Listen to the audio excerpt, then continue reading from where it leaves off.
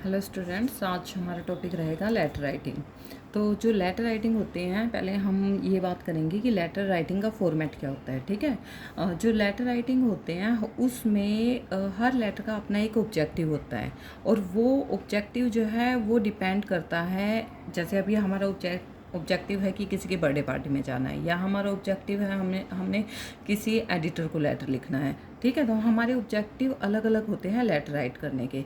तो उनके ऊपर डिपेंड करती हैं उसकी टाइप्स। तो सबसे पहले हमें पता होना चाहिए लेटर राइटिंग के टाइप्स कौन कौन सी हैं।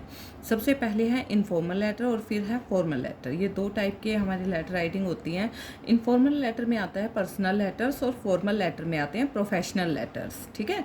जैसे हम प्रिंसिपल को लिखते हैं या फिर हम किसी एडिटर को लिखते हैं, जो भी ऑफिशियल होते हैं वो प्रोफेशनल लेटर्स में आते हैं। और जो हम अपने फ्रेंड्स को, अपने पेरेंट्स को, किसी को भी लिखते हैं, अपने किसी रिलेटिव को लिखते हैं, वो सारे हमारे पर्सनल लेटर्स में आते हैं या इनफॉर्मल लेटर्स में आते हैं। तो format of personal letters, format क्या होता है इनफॉर्मल लेटर्स का। सबसे पहले उसमें एड्रेस लिखा जाता है, date, salutation, body of letter, sender's name and signature. ये हम राइट करते हैं इनफॉर्मल लेटर में। अभी उसके बाद मैं दिखाऊंगी भी आपको कि इनफॉर्मल लेटर कैसे लिखे जाते हैं और फॉर्मल लेटर कैसे लिखे जाते हैं। Letter writing format for formal letters. जो लेटर राइटिंग का फॉर्मेट होता है फॉर्मल लेटर्स का, वो होता है सेंडर्स एड्रेस लिखा जाता है, उसमें डेट, रिसीवर्स एड्रेस होता है, subject, salutation, body of the letter, complimentary closure, signature line जिसमें सेंडर्स का नेम, उसके सिग्नेचर, डेजिग्नेशन, ये सारी चीज़ें होती हैं। तो जो हमने पहले इनफॉर्मल लेटर पढ़ा था उसमें जैसे हम फर्स्ट जो हमारा लेटर है वो लेंगे, write a letter to your friend for inviting him on your birthday party. तो अब देखो इनफॉर्मल होता है क्योंकि हम अपने फ्रेंड को अगर अपने बर्थडे पार्टी पे इनवाइट कर रहे हैं और उसके ऊपर लेटर लिख रहे हैं उसको इनवाइट करने के लिए, तो ये हमारा पर्सनल लेटर या इनफॉर्मल लेटर में आएगा। तो इसमें भी सबसे पहले हमने बताया था उसके फॉर्मेट में कि एड्रेस होता है। ठीक है। यहाँ पे आपको एड्रेस लिखना है, पिन कोड आ जाएगा, डेट यहाँ पे राइट करनी है जिस भी डेट को आप लिख रहे हो।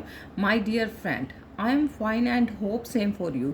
सबसे पहले आप अपना बताएंगे कि हम सब यहाँ ठीक ठाक हैं, फिर उसके बारे में कहेंगे कि मैं यही आशा करता हूँ कि आप भी वहाँ पे ठीक हो। तो इस लाइन को कैसे लिखा जाता है, आई एम फाइन, मैं यहाँ पे ठीक हूँ, होप सेम फॉर यू, और आपके लिए भी यही आशा करता हूँ कि आप भी ठीक होंगे।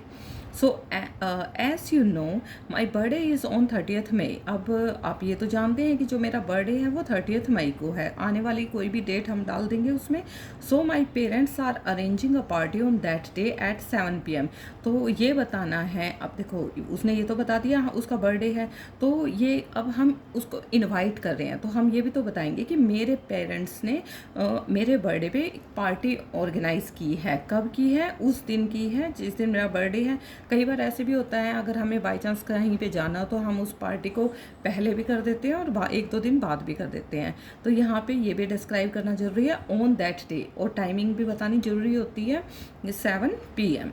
And I want to invite you to my birthday party, और मैं तुम्हें अपनी बर्थडे पार्टी में इन्वाइट करना चाहता हूँ। I will feel glad to see you, और मुझे बहुत खुशी होगी तुम्हें वहाँ पर देख कर।